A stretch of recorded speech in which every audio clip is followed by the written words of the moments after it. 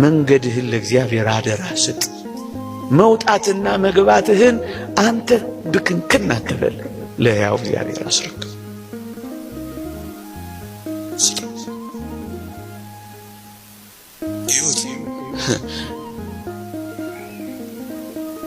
እጅግ ብርቱ በሆነው ጠላት ቤት ፊት ሞገስ እንዴት እንደሰጠው ተመልከቱ። የጲጢፋራ ሚስት ፈታኙ እንኳን ሳይቀር ያለ ዮሴፍ እግሯን ማነቃነቅ የማትችል ሴት ሆነች። እንዴት ይደንቃል!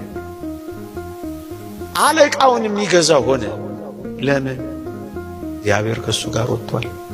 እግዚአብሔር አብሮት ተሰዷል። አባ ጊዮርጊስ ዘጋስጫ እንዳለው ቅዱስ ዮሴፍ ሲታሰር እግዚአብሔር አብሮት ይታሰራል።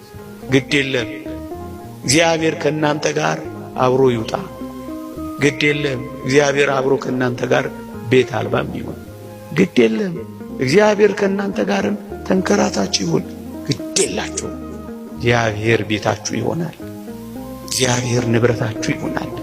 እግዚአብሔር ጸጋችሁ ይሆናል። እግዚአብሔር ክብራችሁ ይሆናል። በሚመጣ በሚሄድ በሚሞቅ በሚቀዘቅዝ በሚሞላ በሚጎድል ነገር ደስታችሁን ካንጠለጠላችሁት፣ አዎ ሐዘን ይቀጠቅጣችኋል። ከዓለም ጋር ፍጹም ከንብረቷና ከሀብቷ ጋር ከተጣበቃችሁ ዛሬ ብቻ አይደለም ነገም መቆም አትችሉ፣ ትርበተበታላችሁ፣ ድንጉጥና ፈሪዎች ትሆናላችሁ።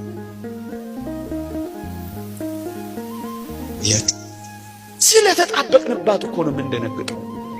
ሁሉም ነገር ቋሚና የኛ ስለሚመስለን እኮ ነው የምንሸበረው። ይሄ ደግሞ ለዓለምና በዓለም ለሚኖሩ